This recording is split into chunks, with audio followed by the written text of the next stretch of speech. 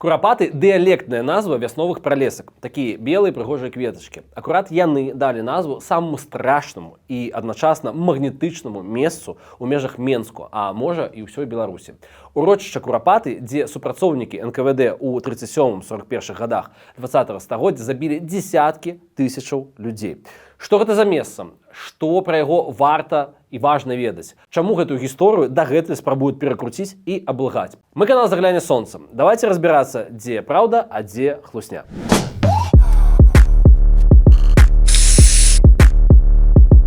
My people, калі вам патрэбна нейкае натхненне і добрая гісторыя пра беларусаў, вам не трэба далёка хадзіць. Нагадваю і распавядаю гэтую гісторыю яшчэ раз, бо яе стварылі менавіта вы, калі дапамаглі нашаму каналу працягнуць сваё існаванне. Цяпер ён не толькі наш, але яшчэ і ваш, бо цалкам народны, і у нас ужо больш за 280, амаль, вот пакуль мы гэта пішам, амаль 290 супорцераў. Дзякуй вялікі. Наша бліжэйшая мэта гэта 300. Калі хочаце далучыцца, ёсць сервіс Buy Me Coffee і крыптагаманец. Да канала таксама прыкручана кнопка «Супер дзякуй».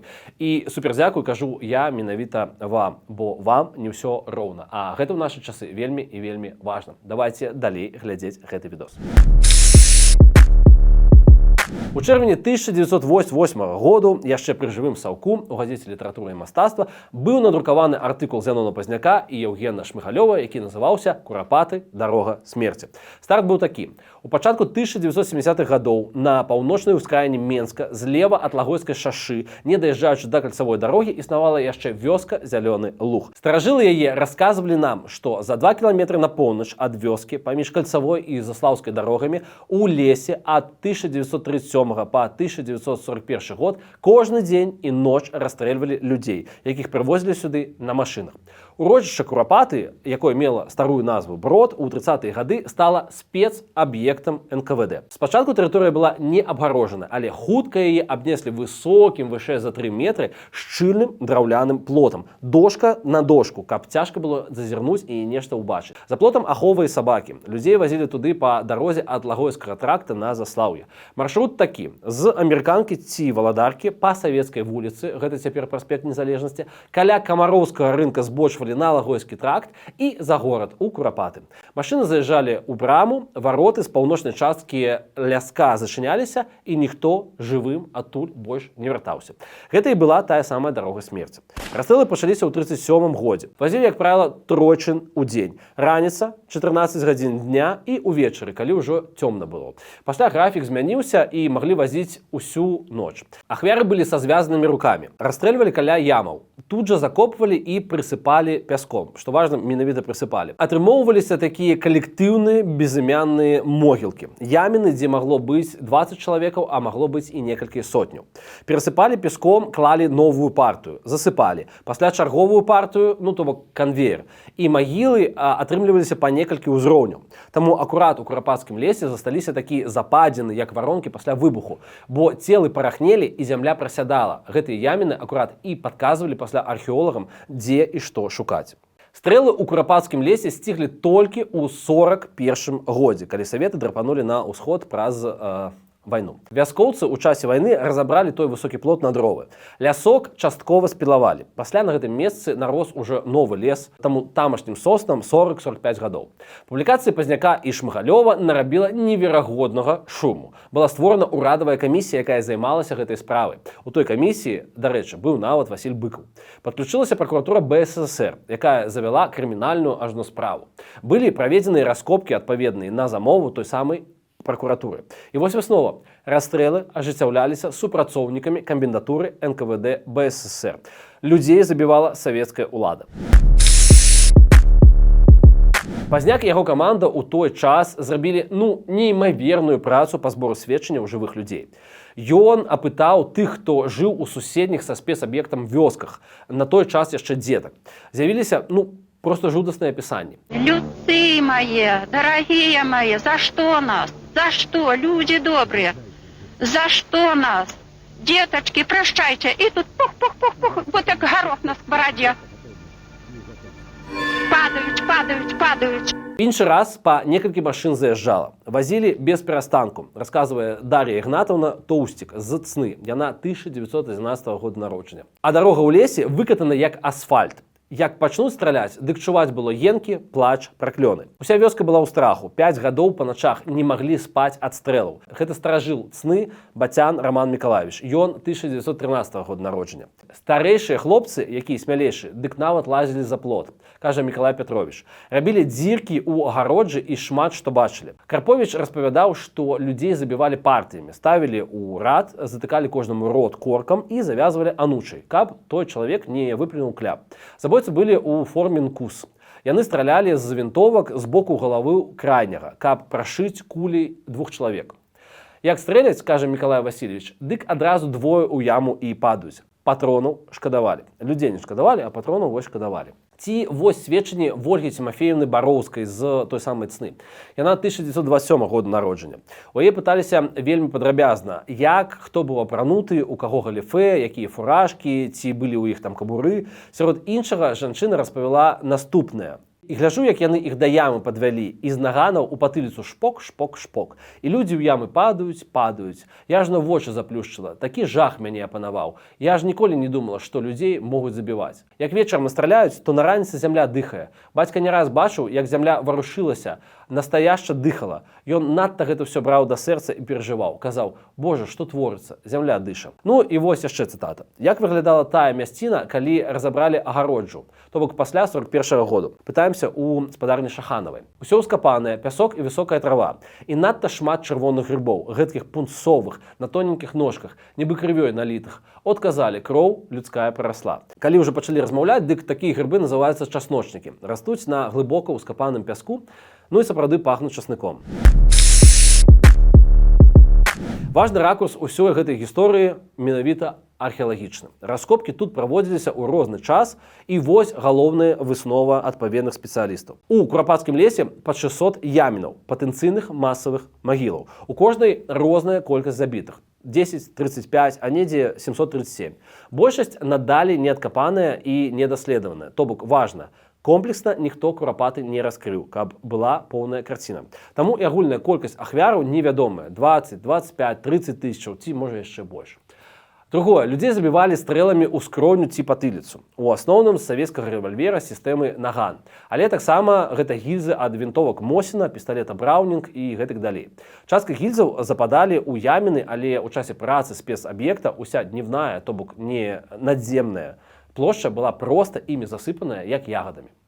Трэця, усе ахвяры гэта мірныя людзі, грамадскае насельніцтва. Версія пра тое, што там маглі быць польскія афіцэры з катынскага спісу, не мае пад сабой, як кажуць спецыялісты, аснаванняў. Забітыя ў асноўным дарослыя, дзеці, не. Большасць мужчыны, чвэрць ці крышачку менш гэта жанчыны. Чацвёртае, асабістыя рэчы забітых, акуляры, грабеншчыкі, боты, нават футбольныя бутсы знаходзілі, дэталі вопраткі, зубныя шчоткі, галёшы, а таксама цыдулкі з савецкіх турмаў аб выманні грошаў і каштоўнасці датаваны 39-40 гадамі. У тым ліку нават нажы і брытвы, што дзіўна, бо ў турме такое не дазвалялі захоўваць. Характар указвае на тое, што людзі мелі пры сабе сабойкі, нават харчовыя. Тое, што маглі ўзяць толькі з дому, калі за імі прыехалі і сказалі: «Ну, збірайся». То бок вялікая верагоднасць, што частка людзей там расстраляных наогул без суда. З дому і адразу ў лес паміраць. І тут вельмі важны момант, пра які ў размове пра курапаты кажуць зусім нечаста. Пасля вайны нехта раскопваў магілы і вымаў адтуль парэшткі. То бок спрабаваў замесціць сляды. Выявілася гэта яшчэ ў канцы 80-х. Шмыгалёў пісаў: «Агляд некаторых магілаў спарадзіў у нас трывожныя падазрэнні. Занадта глыбокія западзіны, а па баках таксама бугаркі, нібы раскопваў хто некалі. Некаторыя ямы нядаўна раскапаныя ў глыбіню больш чым на метр, нідзе ніводнай коскі. Трывога ўзмацнілася, калі мы ўспомнілі апавяданне аднаго вяскоўца, які захацеў застацца інкогніта, пра тое, што адразу пасля вайны тут доўга капаліся салдаты.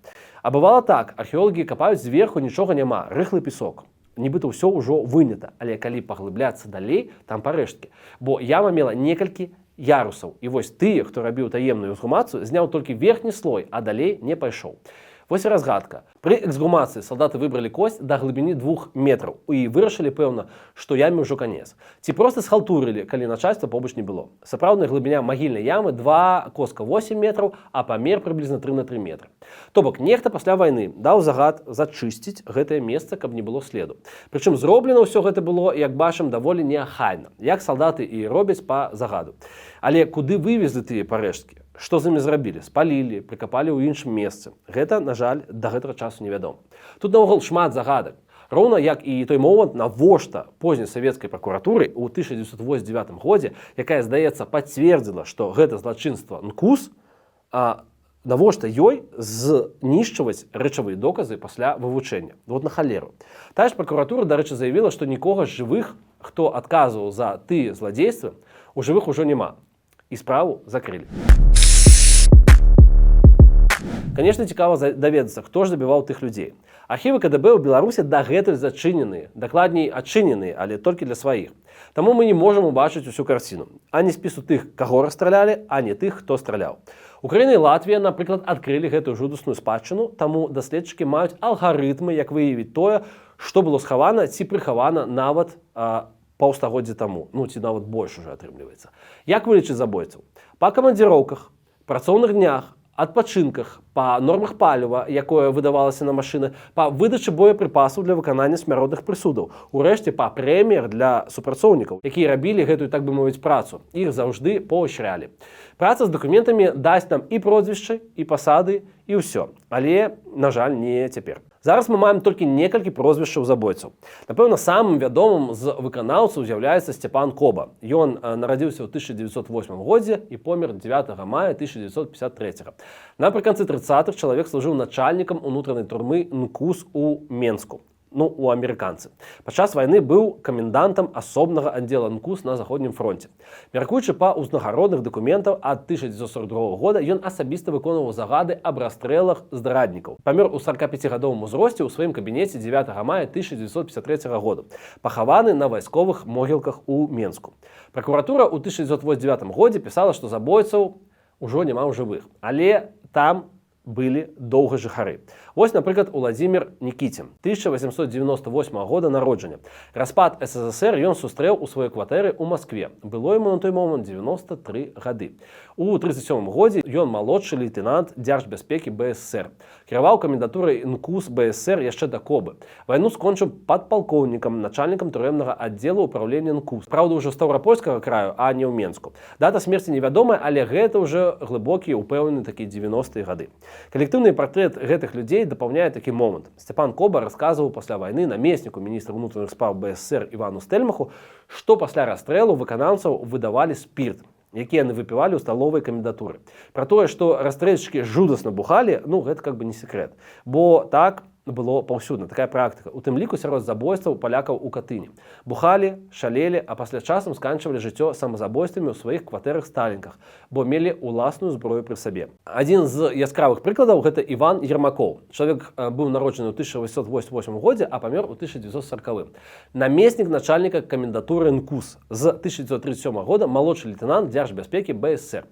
У 1938 годзе узнагароджаны знакам ганаровы супрацоўнік УНК АДПУ. Удзельнік расстрэлаў у Курапатах. Застрэліўся з імяннога браўніка ў 1940 годзе. Ну, вось, здаецца, ўсё зразумела, хто каго забіў. Ну, нават там матывацыя была зразумела, таму што лютавалі сталінскія чысткі. Але, напрыклад, вось тут і цяпер у менскіх кнігарнях, у беларускіх кнігарнях вы можаце за 20 з нечым там рублёў набыць кнігу «Курапаты. Змеіны пацылуй Амерыкі». Нават гучыць дзіўна. І там зусім іншая карціна. Маўляў, забівалі не саветы, а фашысты ў часе вайны. Габрэяў, прывезеных з Еўропы, габрэяў з менскага гета, савецкіх вайсковапалонных, савецкіх людзей, каго заўгодна. А вось тэму пра карнікаў НКУС прыдумалі нацыяналісты па замове ЦРУ. Чытаем.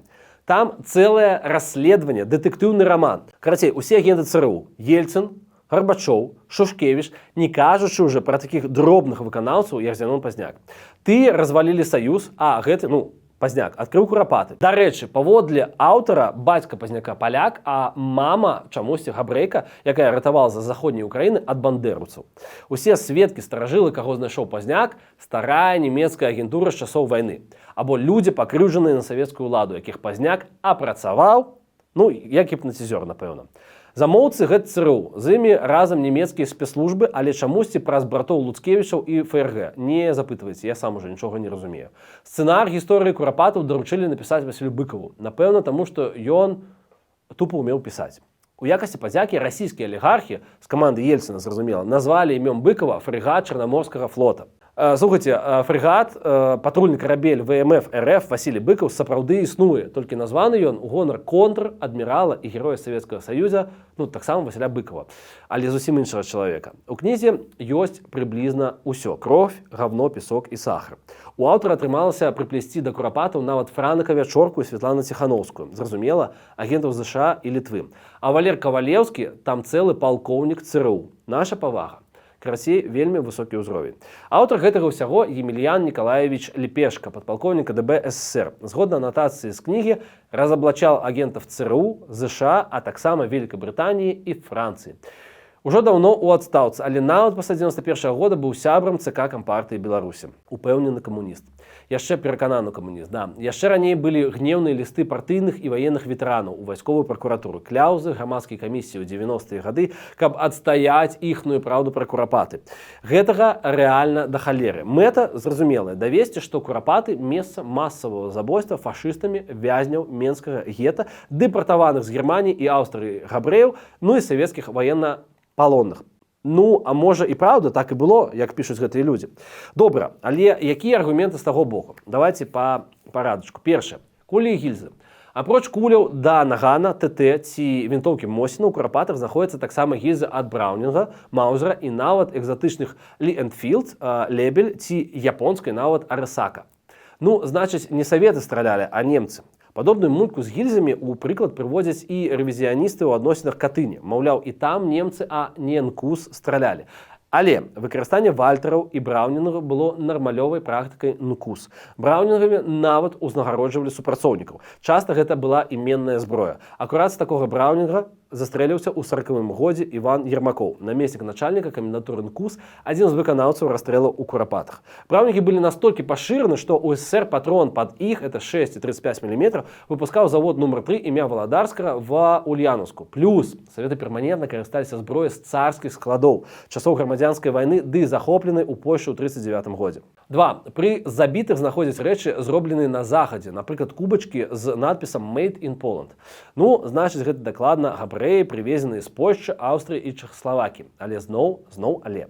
Курапаты былі месцам забойствам да чэрвеня 41-го года. Там забівалі людзей, у тым ліку з заходняй Беларусі. Тыя, канешне, будуць мець пры сябе рэчы заходняга паходжання. На адным з грабеньчыкаў нават ёсць кранальны, выдрапаны надпіс па-польску «Цяжкія хвіліны вязня, Менск, 25.04.1940. Думка пра вас даводзіць мяне да адчаю. Менск на хвіліночку тады належаў саветам. І турма, дзе сядзеў чалавек, была савецкай. Ну і большасць рэчаў усё ж савецкія. Прычым шмат усялякай дробязі даваенных капеек, якія так і засталіся ў кішэнях вязняў.